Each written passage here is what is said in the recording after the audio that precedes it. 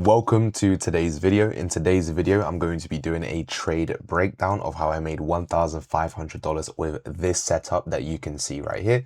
This was a sell position taken on the S&P 500. It was a very nice continuation trade down to some strong draws and liquidity. I'm going to be fully breaking it down, showing you the confluences that I used. And yeah, this should all make sense. So let's get right into it. First of all, we're going to start off on the 4-hour time frame. Typically, when I do my analysis, it commences on the higher time frames and then I start scaling down to the lower time frames. And this is exactly what I was seeing. Well, I noticed that obviously we had this huge movement up to the upside. We've been ramping higher for the past couple of weeks, but recently we started to get this chop at around all-time highs. After getting that chop, I noticed that we formed this bearish fair value gap. We can see price comes down, comes up, taps into this bearish imbalance, and we get a rejection out of it. Within that rejection, we also inverse this 4-hour bullish, right? So price inverses this 4-hour bullish fair value gap. Additionally, we tap into this bearish fair value gap and we get a strong push out of it. Now, one thing that I was very keen on as well is if you look here at the S&P, you'll notice that we have this 4-hour bullish fair value gap. This 4-hour bullish fair value gap got heavily respected. Price tried to tap in to it multiple times, and ultimately it did get that strong rejection. But as you can see, we did actually get that inversion right here when this candle closed at 3 p.m. So once we got that 4-hour inversion, it was telling me, Seb, we are going to go down. Now, it was the exact same thing on the NASDAQ.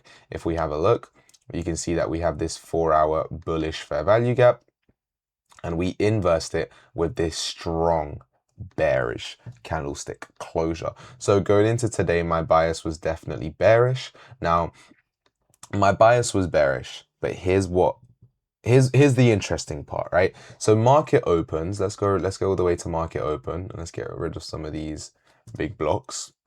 Market opens at 2:30 p.m. UK time. So let's go to 2:30. 2:30 is right here. We can see market opens and bang, we start to shoot down straight away. So I'm thinking, hold on a second. Are we going to target every single one of my draws on liquidity? Now you're probably wondering, what are my draws on liquidity? Well, it was this low down here, pretty strong draw. And it was, yeah, pretty much that was my draw on liquidity for the day. We can see price came down and we just absolutely ran straight through my target. So I'm starting to think, hold on a second, what does the market want to do here? We have two options. We could either reverse all the way back up and start targeting some of these highs. That's option one. Or option two is, and here's where my favorite confluence comes in, we could tap into equilibrium of the bearish range. Also tap into a bearish fair value gap, which you can see we did get here on the 5-minute. And then we can get a strong bearish push out of there. So that's what I was looking to see. And as you can see, price came up here. We got this strong rejection, and I'm thinking immediately, yes, this is where the sell is going to form. Now, we do get a bit of chop. Price starts consolidating, it's very natural, but I know the market. I've experienced this before, and this is exactly what happens. Also, I was live streaming at the time, and I said this exact same thing. When we get a huge impulsive move down, it's very unlikely that we're going to get a perfect equilibrium. So we're going to perfectly come up, retrace, and bang, shoot back down.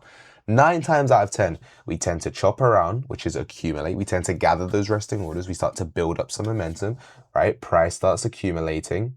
Then we get that move much later on into the session. So I knew that was going to happen. So my game plan was, let me allow it to accumulate. Now let's see where price could potentially go to. So if we look on the 5-minute time frame, hold on a second, I have to move. Yeah, you will notice that we have some very interesting things down here, right? This is the 5-minute time frame. This is all the way on the left-hand side, all the way on the left-hand side. You can see that we have this huge, rather large weekly opening gap that formed. I'm not sure if that was last week, but maybe the week before. We had this weekly opening gap, and I noticed that at the bottom we had this draw on liquidity. Now, is that yeah, so it's a session low. So we have a session low here and we have a session low right below it.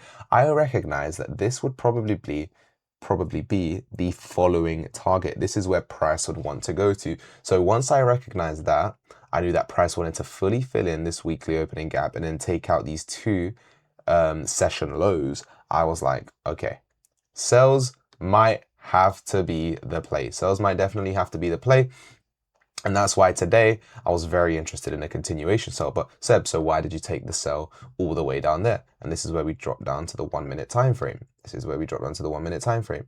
So hold on a second. What did I notice? Well, I noticed that what price was doing was it was coming down, it was retracing into a fair value gap, and it was rejecting. So look, we retrace into this one, we rejected down. We retrace into this one, we rejected down. We just work in a continuous cycle of respect and bearish fair value gaps. Now, this isn't my trading model. This is not the Expo model. This is more so discretion, right? This means market experience. This is me taking a trade based off pattern recognition. I realized, hold on a second. So we're respecting every single fair value gap on this downward move. Let's see if we can respect another one. And what did we do right here? Price comes into this fair value gap and bang, you can see we respect it once again. So I'm thinking, you know what? This is a valid entry for me. This is a valid place for me to take a trade because A, we have strong draws on liquidity. We have the fill of the weekly opening gap, plus we have sessional lows. We have New York PM and New York AM lows. Additionally, we're rejecting off equilibrium of the range. Additionally, we've already got the accumulation out of the way, so the chop is already done.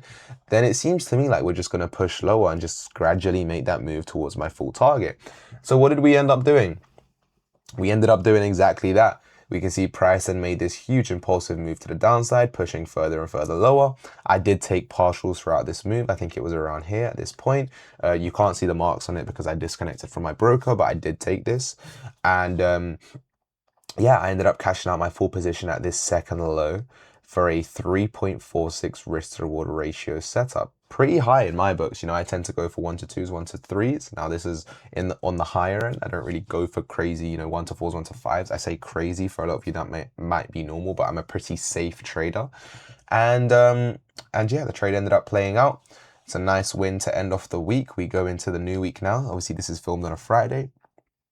So yeah, hopefully you enjoyed the trade recap, and I will see you in the next video.